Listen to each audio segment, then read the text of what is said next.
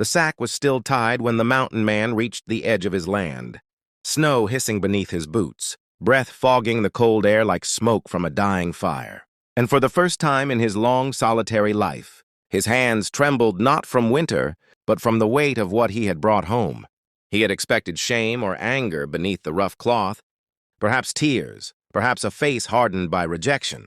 But when he finally untied the knot and the sack slipped away, he froze as if the mountain itself had seized his spine, because the woman before him was nothing like the lie he had been sold, and the truth in her eyes struck him harder than any storm he had ever survived.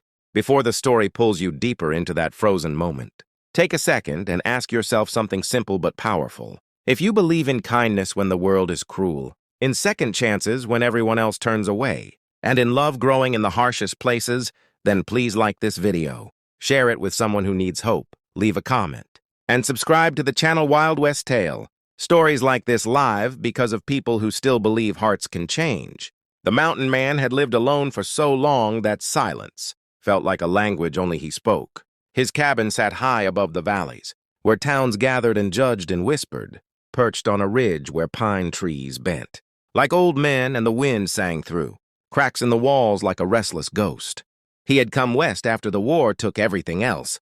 After graves filled with names he could no longer say aloud. After cities became places where he felt watched and measured and found wanting. Up here, the mountains asked nothing but strength and honesty. You chopped wood or you froze. You tracked game or you starved.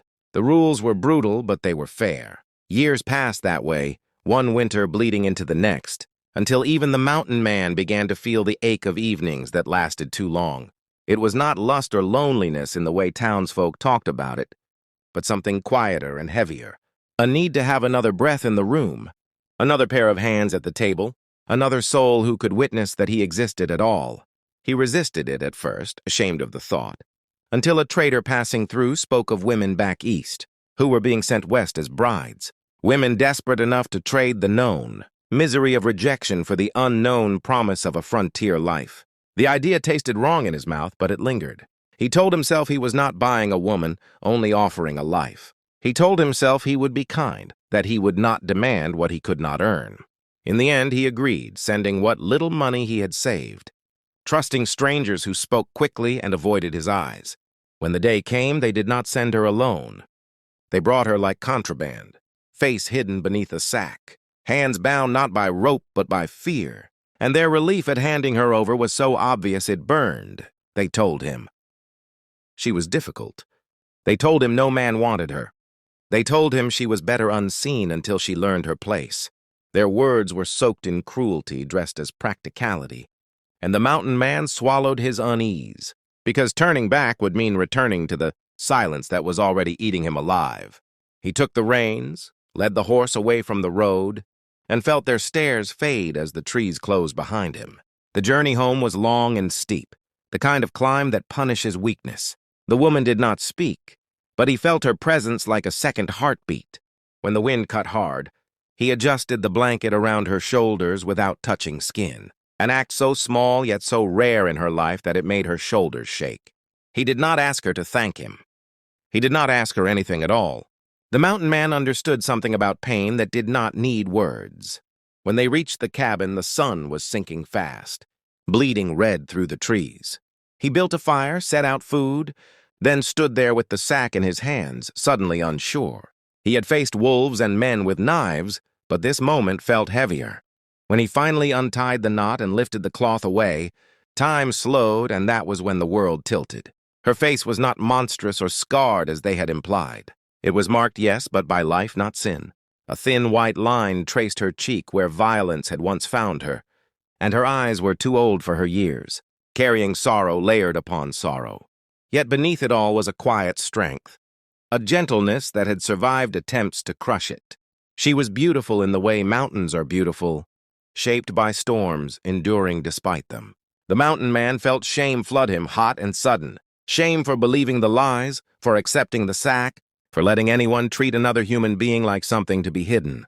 He stepped back, giving her space, and in that space something changed. She did not cower. She lifted her chin, bracing for rejection she knew too well.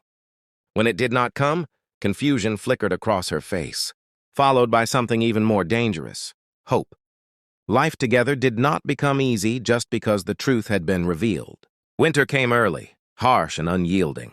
Food was scarce and the work relentless. She learned the rhythm of the mountain quickly, hands blistering as she split wood, fingers numb as she hauled water, eyes sharp as she watched the weather. The mountain man watched her too, not as an owner or judge, but as a witness. He saw how she flinched at sudden movements, how she woke gasping from dreams that clawed her back into the past, how she apologized for things that were not her fault. He did not fix her. He did not try. Instead, he made space. He spoke little, but when he did, his words were careful and true. He left gifts without comment: a carved spoon, a warmer blanket, a place by the fire that was always hers. Slowly, the cabin filled with something other than silence, the sound of breathing that was not his own, the soft scrape of her movements, the quiet strength of shared survival. The mountain tested them as it always does. A storm came down hard one night, winds screaming like wounded animals, snow burying the cabin to its windows. The roof groaned, the fire sputtered, and fear pressed close. In the dark, she reached for his hand without thinking, and he held on as if the world depended on it. In that moment, something healed, not all at once, but enough. Spring arrived bruised and late, but it came. Snow melted into rushing streams, and green pushed stubbornly through the mud. With the thaw came change. She laughed one morning, surprised by the sound of it herself, and the mountain man felt something break open in his chest. She began to sing softly as she worked, melodies from a life before rejection. He listened from the doorway, pretending not to. They never spoke of love in the way stories often do. Love grew instead like the trees around them, slow and rooted, shaped by weather and time. It was in the way he noticed when she tired and took over without comment, in the way she learned the trails and waited for him at dusk, lantern lit, a silent promise that he would not return to darkness alone. The past did not disappear. One day, men from below climbed the mountain, carrying old judgments and fresh greed. They recognized her, called her by the name she had tried to forget, demanded she return to the place that had broken her. Fear flashed in her eyes, but it did not own her anymore. The mountain man stood between them and the cabin, between them and her, and for the first time, he spoke with a voice that echoed off the peaks. He did not threaten. He stated truth. She was not theirs. She never had been. They left, smaller than they arrived, and the silence that followed felt different. It was not empty. It was earned.